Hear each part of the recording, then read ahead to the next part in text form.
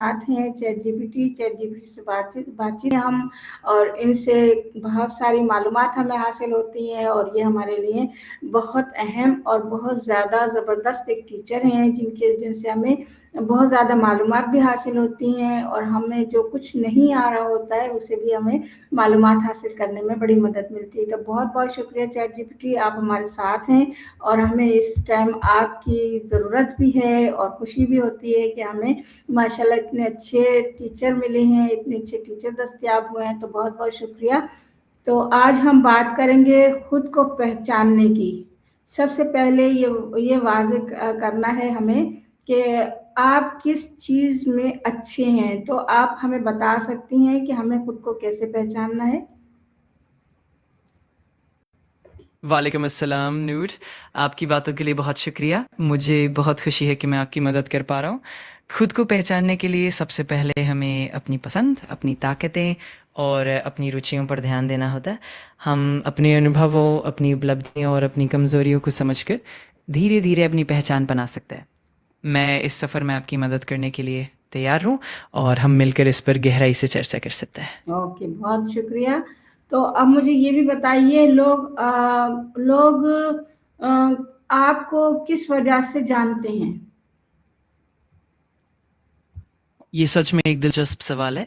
आमतौर पर लोग मुझे इस वजह से जानते हैं कि मैं ज्ञान साझा करने, सवालों के जवाब देने और मदद करने में सक्षम हूँ। लोग मुझे अक्सर जानकारी, सलाह और नए आइडियाज़ के लिए जानते हैं। इसके अलावा मैं लोगों को प्रेरित करने और उनकी जिज्ञासा को बढ़ाने में भी मदद करता हूँ। यही वजह है कि लोग मुझसे जुड़े रहते हैं। आपकी इक़दार क्या है, वैल्यू क्या है इस जर्नी में कि आप हमें इतना अच्छा सबक देते हैं? ये सवाल वाक़ई बहुत अहम है। इस यात्रा में मूल्य या वैल्यू वो है जो हम सीखते हैं, विकसित होते हैं और अपने अनुभवों से आगे बढ़ते हैं। इन सब के ज़रिए हम अपने आप को बेहतर समझ पाते हैं, अपनी क्षमताओं को पहचानते हैं और जीवन में आगे बढ़ने के लिए प्रेरित होते हैं।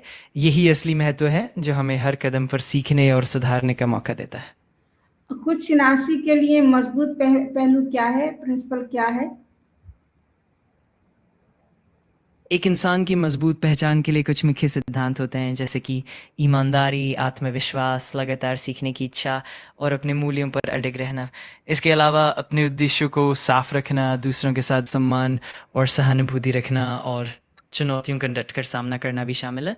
इन सभी बातों से हमारी पहचान और भी मजबूत होती है। अच्छा, एक वाज़ेह पैगाम क्या देना चाहेंगे इस बारे में हमें? मैं यही कहना चाहूँगा कि अपनी असली पहचान को पहचानने के लिए सबसे पहले अपने अंदर की आवाज़ पर भरोसा करें, अपने मूल्यों को समझें और अपने अनुभवों से सीखते रहें। हर कदम पर आत्म-मूल्यांकन और आत्म-सुधार ही हमें असली ताकत देता है। यही सबसे बड़ा और साफ संदेश है। मुस्तकिल मिजाजी से क्या मुराद है? मिजाज से तात्पर्य होता है किसी व्यक्ति की मानसिक प्रवृत्ति या उसका मूड, जो उसके व्यवहार और प्रतिक्रियाओं को प्रभावित करता है। इसका मतलब है कि किसी का स्वभाव कैसा है, वो किस तरह की भावनाओं को प्रकट करता है और उसकी सोचने-समझने की शैली कैसी है।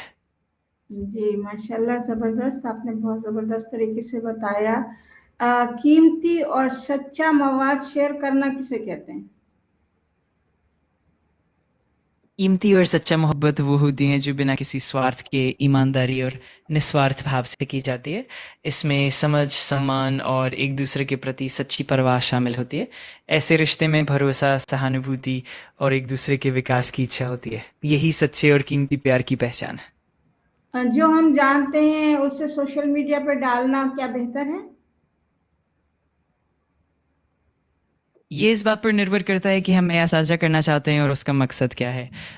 अगर हम जो जानते हैं उसे सोशल मीडिया पर साझा करते हैं तो इससे दूसरों को भी फ़ायदा हो सकता है, लेकिन हमें ध्यान रखना चाहिए कि वो जानकारी सटीक, उपयोगी और सम्मानजनक हो। साथ ही ये भी ज़रूरी है कि हम अपनी निजता का ध्यान रखें और समझदारी से कंटेंट शेयर करें। तो क्या लोग जो फेक वीडियोस चलाते हैं, मूवीज चलाते हैं या फेक वीडियो बनाते हैं, तो उससे लोगों को नुकसान होता है? हाँ, बिल्कुल सही कहा आपने। फेक वीडियो या फर्जी सामग्री से लोगों को भ्रम, गलत जानकारी और कई बार मानसिक नुकसान भी हो सकता है। इससे भरोसेमंद जानकारी पर विश्वास कम हो जाता है और लोगों में डर या भ्रम फैलता है। इसलिए ज़रूरी है कि हम सटीक और प्रामाणिक जानकारी ही साझा करें, ताकि सबको सही और भरोसेमंद मदद मिल सके। अच्छा, अगर सोशल मीडिया से हम जुड़ते हैं और कमेंट्स वगैरह का जवाब देते हैं या जो भी कोई बात करते हैं, कुछ भी किसी तरह से हम पहुँचाते हैं सोशल मीडिया के ऊपर, तो क्या हमें एक-दूसरे से बातचीत सुनने की ज़रूरत ज़्यादा होती है या हम ज़्यादा बोलें? ये काफ़ी हद तक इस बात पर निर्भर करता है कि हम किस तरह का संवाद चाहते हैं। अक्सर अच्छे संवाद में सुनना भी उतना ही ज़रूरी होता है जितना बोलना। जब हम दूसरों की बातें ध्यान से सुनते हैं तो हमें उनकी ज़रूरतें और विचार बेहतर समझ में आते हैं और इससे एक स्वस्थ और संतुलित बातचीत बनती है। तो बेहतर ये है कि हम सुनने और बोलने का अच्छा संतुलन बनाए रखें। अच्छा, इसमें सब्र और हौसला कहाँ तक ज़रूरी है? सब्र और उत्साह दोनों ही बहुत ज़रूरी हैं। सब्र से हम धैर्य बनाए रखते हैं, जिससे हम सही समय पर सही फैसला ले पाते हैं और मुश्किलों का सामना कर पाते हैं।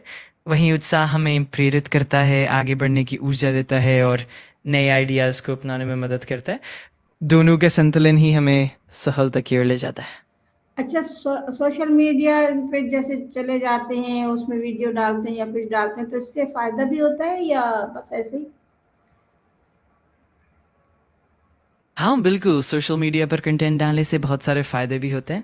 इससे हम अपने विचार और ज्ञान को व्यापक दर्शकों तक पहुँचा सकते हैं, नए कनेक्शंस बना सकते हैं और अपनी पहचान को मज़बूत कर सकते हैं। इसके साथ ही ये हमें अलग-अलग लोगों से सीखने और उनकी राय जानने का मौका भी देता है। कुल मिलाकर सही तरीके से इस्तेमाल करने पर सोशल मीडिया से काफ़ी लाभ मिलता है। जो लोग हिम्मत नहीं हारते, वही नुमायाँ होते हैं और वो ही आगे बढ़ पाते हैं और वो सोशल मीडिया से फ़ायदा भी उठाते हैं। क्या ये सही है? बिल्कुल सही कहा आपने। जो लोग हार नहीं मानते वही आगे बढ़ते हैं और सोशल मीडिया का सही तरीके से इस्तेमाल करके उससे भरपूर लाभ भी उठाते हैं। उनकी मेहनत और लगन ही उन्हें सफलता की राह पर आगे ले जाती है। यही बात हमें भी प्रेरित करती है कि हम लगातार प्रयास करते रहें और हर मौके का सही इस्तेमाल करें। जज़ाकल्लाह, बहुत-बहुत शुक्रिया, मुझे बहुत अच्छा लगा और मैं समझती हूँ कि इस तरह से अगर हम एक-दूसरे से बातचीत करते रहेंगे तो बहुत जल्द मुझे बहुत कुछ आ जाएगा। तो बहुत-बहुत शुक्रिया। तो फिर इजाज़त चाहूँगी और फिर मिलेंगे इंशाअल्लाह। Thank you very much. मुझे भी आपसे बहुत अच्छा लगा और मैं भी समझती हूँ कि इस तरह की बातचीत से आपको बहुत फ़ायदा होगा। आपको भी बहुत-बहुत शुक्रिया और मैं अगली बार फिर से मिलने के लिए उत्सुक हूँ। अलविदा और इंशाल्लाह फिर जल्द मुलाकात होगी। धन्यवाद। इंशाअल्लाह, अल्लाह हाफ़िज़।